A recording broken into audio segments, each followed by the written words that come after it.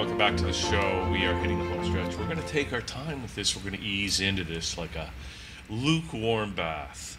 Maybe just a hot, not a hot, too hot. We're not going to scare people, but we have Doug Force here. And welcome, Doug. You're making a film called The Myth is Canada. I am. And well, we are, actually. I shouldn't say I am. Yeah. What's your role with the film?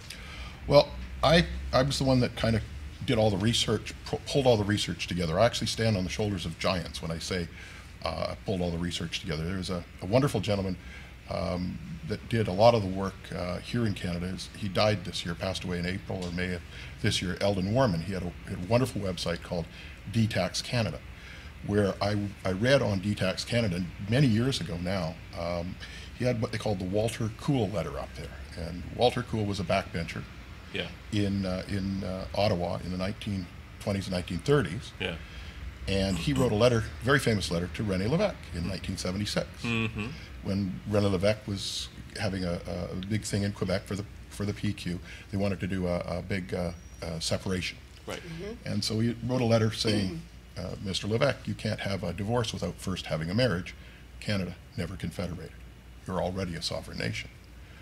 So René, he went to Ottawa to see Pierre Elliott Trudeau, and he went into the office of Trudeau, and he threw the letter at him, and he said, read this and tell me, is it true or not? And Trudeau read the letter, and he said, yes, it's true, but you shut up and go back to Quebec. Here's 2 big suitcases full of money.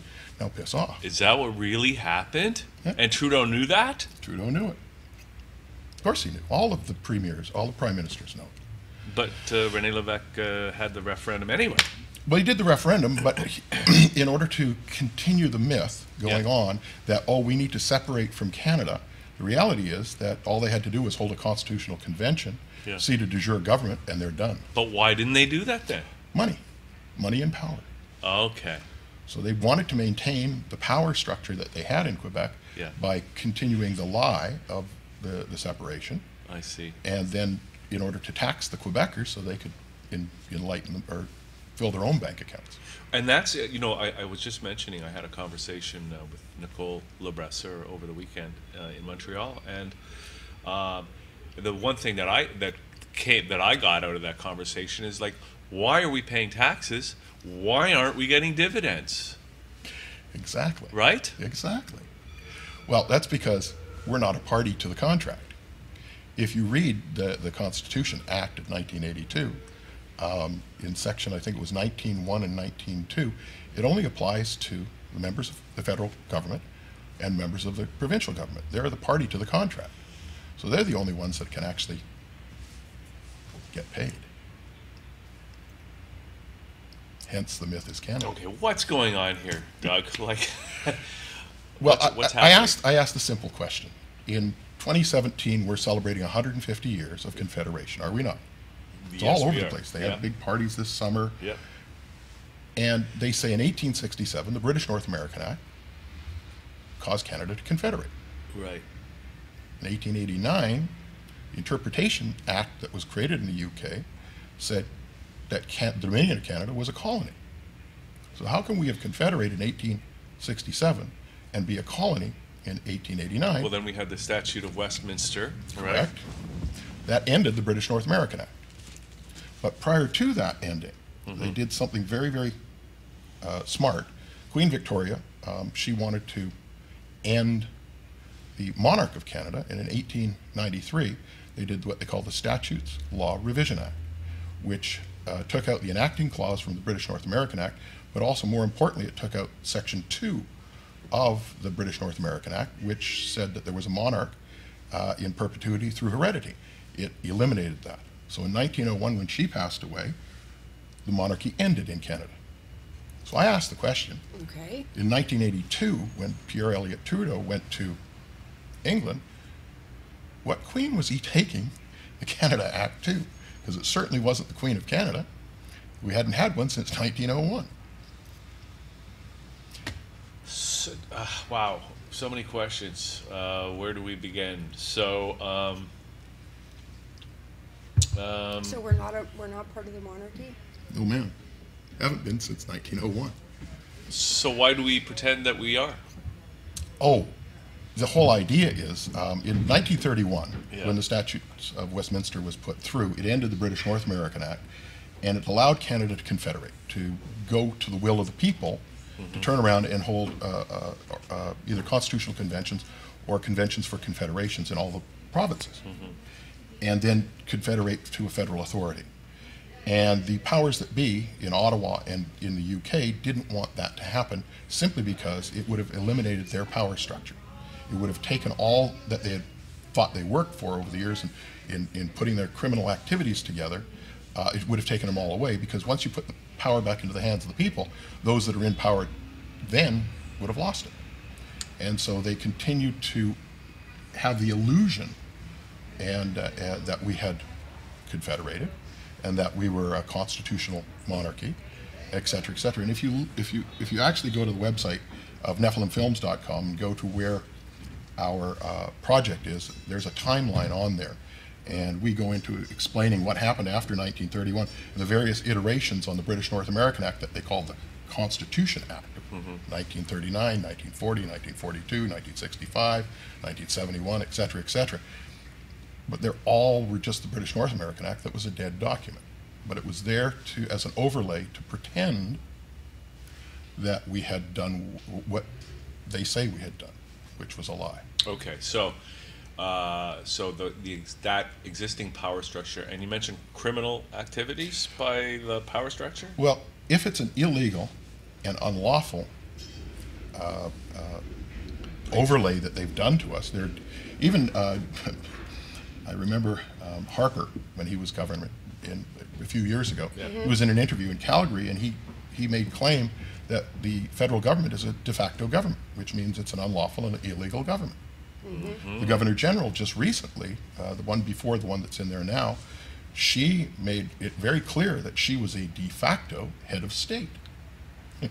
Nobody even really knows what de facto means unlawful and illegal. Wow. It means... What about paying taxes on your wages? We're not supposed to be doing that either. Okay, well, if we get into taxes and so forth, it's going to be a much longer show than what we've garnered time for here. Right. But yes, the simple answer to that is yes, you're absolutely correct, that taxes would be considered illegal here. Because it wasn't never ratified? Or? But still, it's not even illegal. But why aren't we getting dividends? We live in a wealthy nation. Because we're not a party to the contract. Once again, it circles back to the contract.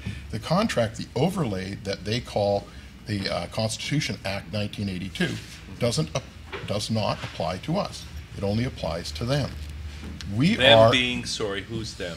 The right honorables, the politicians that sit in power today, and the permanent secretaries that are behind them, the permanent government that we don't vote for. You mean the bureaucracy, the high-level bureaucracy, bureaucrats? the high-level bureaucracy. The deputy ministers. Well, Russell Rogers Smith. Okay. Actually, I have a quote from him, if you don't Sure, mind. Can I do it? Yeah. It says, "Never before have so many known so little about so much." Now, Russell Rogers Smith is a very interesting character, because he was in the 1930s. In the 1930s, he was the gentleman that created the 3 clauses that Mackenzie King took to the UK, that were then taken verbatim and inserted into the Statute of Westminster that allowed Canada to confederate. Okay. And by doing that, we had the freedom now to do just that, to go on and become a sovereign nation, which the mandarins, or the, as you call it, the bureaucrats, didn't allow that. They didn't want to lose their power base. Once again, we're just back to that. Okay. And so when they did create what they finally got to the point where Trudeau, created the Canada Act, took it to England, and had the Queen take it to a foreign parliament called the UK Parliament, and create the Constitution Act 1982, which he then patriated to Canada. Not back to Canada, but came for the first time. And part of that you don't see in the regular documentation is the British North American Act. Because the British North American Act in 1867 was never given to Canada. It was never run through Parliament. It was done as an order in council, and it was used as the letters patent for the corporation sole known as Canada. So we have the opportunity as What's the Canadians or people living in Canada to really create a nation that we want to create. And you know, people talk about Canada, you know, like the United States, they took themselves, like they created themselves from the British monarchy, or maybe not. But we were not talking about them right now. We're talking about us. Well, they had a constitutional convention in 1789, or 1791, where they created the Constitution. Okay, so they did it. They did it. And that was from the people. And we have the opportunity now in Canada to really create a country that we want, and that could include we get dividends instead of paying taxes. Correct. Now, the movie that we're crowdfunding on Indiegogo right now to make, not only will it contain all the evidence showing that Canada didn't confederate, Canada doesn't have a constitution, Canada is not a sovereign nation, but for the last half hour or so of the movie, we're going to explain to the people how they can actually hold a constitutional convention, seat a de jure government under their own constitution in all the provinces, and then if they so choose to, hold a constitutional convention for those provinces to seat a federal authority properly. And the three most important words of any constitution are the same ones that you see in the American Constitution. The starting phrase is "we, the people." Yeah. Which we don't have here in Canada. Well, let's do it. The question is, how do you overpower the Queen? See, the thing is that you're not breaking the law by holding a constitutional convention. You're actually being lawful and legal. If they were to come after you, you have remedy against them because they're unlawful and illegal. And you don't use their courts, you'd have to go to the World Court at The Hague.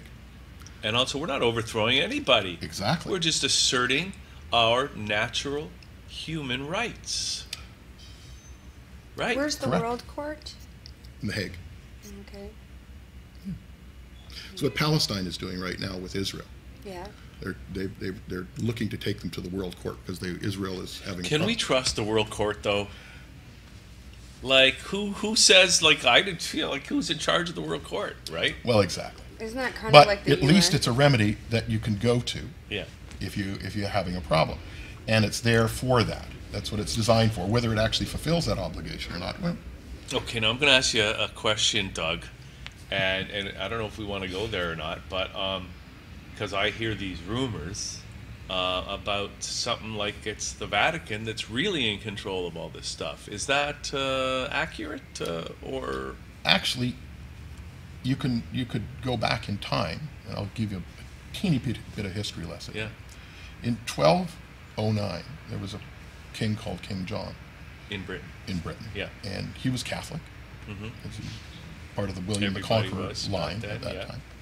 And he created a little law called the Law of Mortmain.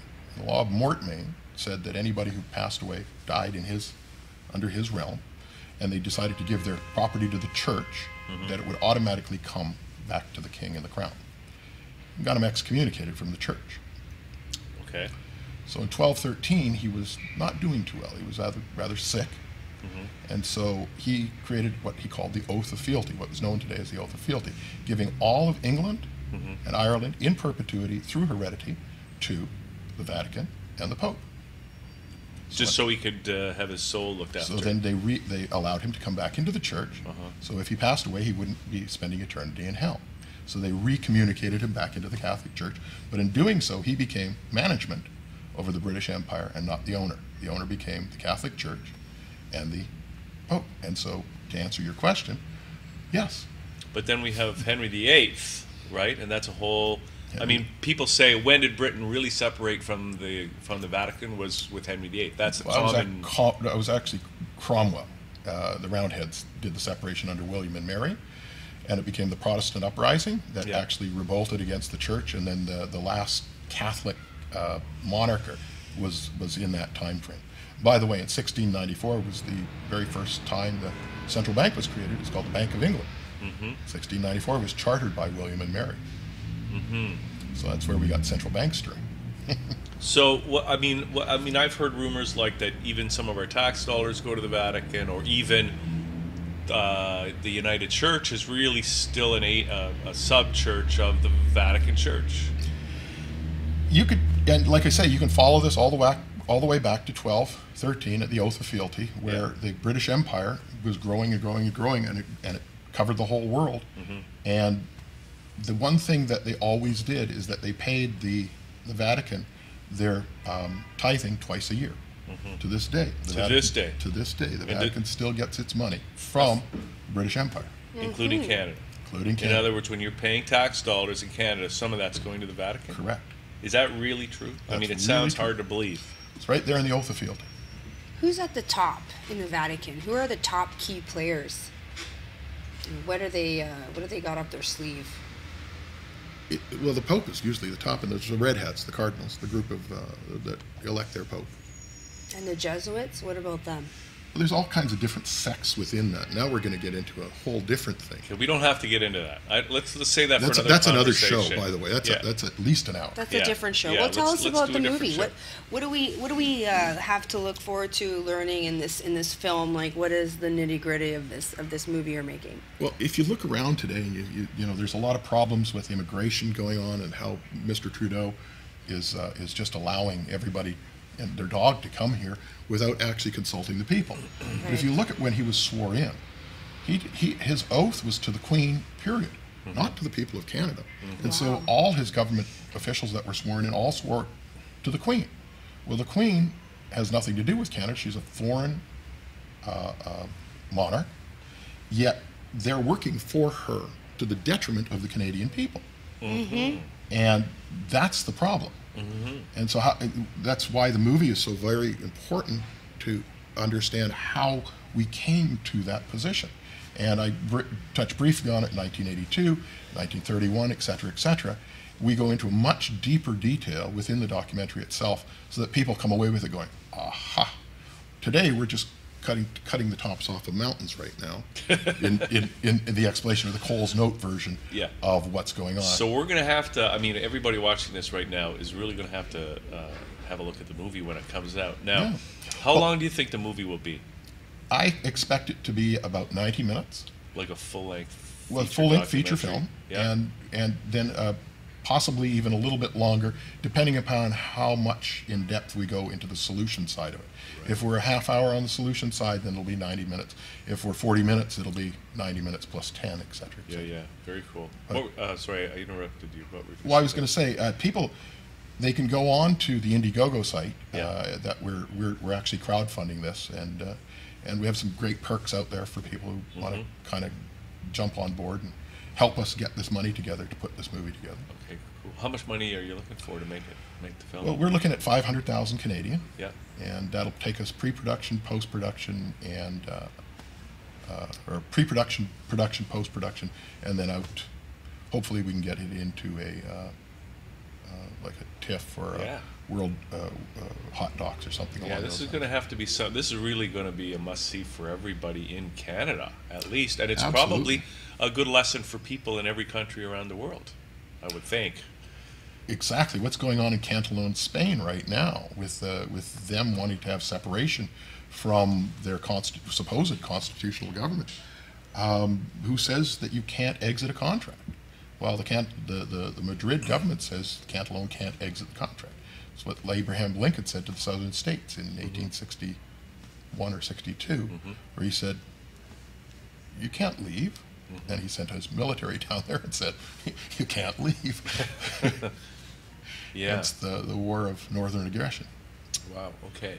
So any idea, I mean, I guess it's probably hard to say, but any idea when people might expect to see the finished film? Well, if we're successful in the crowdfunding, I suspect that we would be able to do our first release of the film August, September of 2018.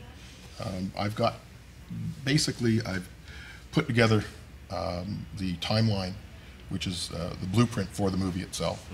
And I've been writing, oh my gosh, all the time, the dialogue that will go into the movie. Yeah. And so we're at pre-pro, we're pretty much ready to start scouting location and getting all that structure set up, including doing the line production, et cetera, et cetera. And then we'll go right into production. We'll probably be in production February next year. So it's written? Not completely. Yeah. Because it's more done through inspiration. Like I write I'm not a professional writer, and so I might wake up at 3 o'clock in the morning and go, where's my pad? And I'll write for half an hour. Yeah. And then go back to sleep. Or I'll write in the afternoon, or I'll write in the morning. It just depends on when the inspiration comes and what it is that I've been reviewing, because I review all the documentation, et cetera, et cetera. Yeah, it's based on the research of the facts as they Correct. stand. So is it a documentary, or is it Absolutely. Yeah. Okay. No, and the documentary being that we're documenting all of the facts by showing you in the film the historical documents and the clauses within those documents that prove what we're saying. It's all there. It's all in black and white. It just took me 12 years of research to find it all. Now, Pull the puzzle together. Have people in the past, I'm just wondering, ever gotten close? Because these documents, I mean, this story goes back to 1867 or 1209. Has there been a point in the past where people have come close to kind of exposing this information?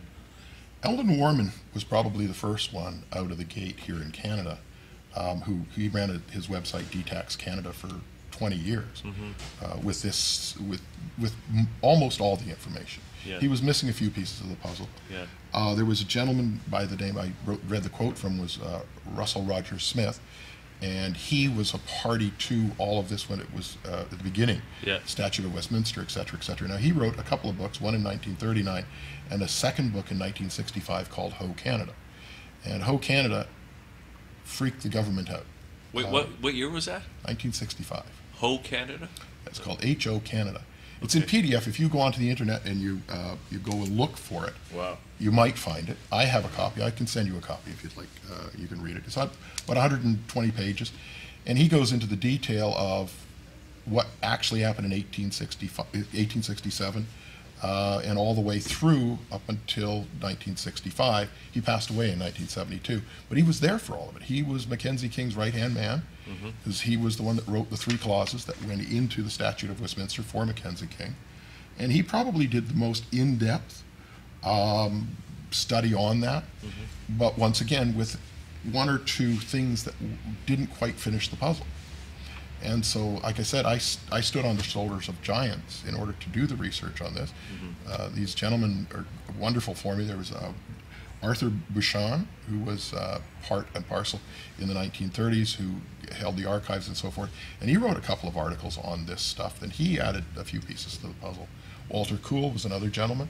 Walter Cool knew Russell Rogers Smith from that timeline. That's where he got the information from Russell to show that Canada never confederated, and that's why he was able to write that letter with authority to René Lévesque in 1976. Wow, that's a cool story. Yeah. Now, I haven't really looked at the notes here. That's okay. Is there anything that's in here that you really want to get out while we're doing this? Actually, we covered without getting too deeply into the minutia of the detail, which I'll leave for the movie. We've covered a lot of this right now in the conversation that we've had here. So the bottom line here really is that Canada isn't what we think it is, that the government is illegal and unlawful, It's de facto, correct. and that all the taxes are illegal and unlawful, That's correct. and we should be getting dividends instead of paying taxes. And we don't owe anything to the Queen. Well, see, the wonderful thing is that Canada and the people of Canada, including the native Canadian people, have been bamboozled, is the easiest way to say this, for the last 150 years. Wow. We've always had the power. It's always been in our bailiwick to seat a de jure government from 1930 onward. And the power of the pen is always going to be mightier than the sword. All we have to do is take it up. Right. Or in this case, the power of the camera and the lighting and the action. There we go. Right? Absolutely. So that's the movie, The Myth is Canada. I don't know if I'm going to hold this up, but I think we got a high-res graphic, The Myth is Canada. And so you're crowdfunding this on Indiegogo. We are. What is the Indiegogo site that people can go to and help make this happen? Well, I would suggest that people come to nephilimfilms.com and go through our website there. We have links to the Indiegogo site, but the nephilimfilms.com website has all the information that I've been talking about today in finite detail. We put up a timeline. There's all the documentation is noted in the timeline. The pertinent stuff is downloadable in PDF files. The Walter Cool letter is up there. Wow. And the whole Awesome. story behind Walter Cool and how that came about is up there. Wow. Wonderful. And we have definitions for words that people, they get caught up in the legal language, and it gets a little trying sometimes, where you think you know the meaning of something that turns out to be not the meaning of I something. know. I thought de facto meant something altogether different. And that's a whole other story. But There we go. NephilimFilms.com, and that's like Nephilim EM. Oh, right? I'm sorry. Yeah, it's not spelt like a biblical Nephilim. This Yeah. is if anybody plays Diablo 3 out there, it's the hero in Diablo 3. Nephalem. ALEM. Oh, Correct. see? Nephilim Films. Okay. Why did you pick that name?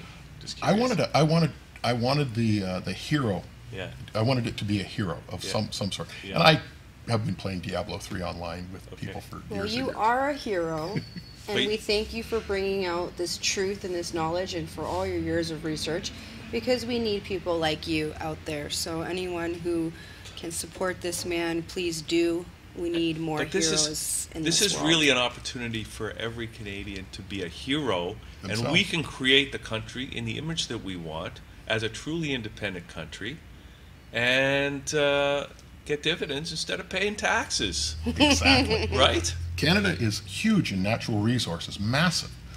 We have more oil and natural gas than the whole Middle East combined. But not only that, we can be an example for freedom for everybody in the world. Correct. Right? That's why we need this movie to come out.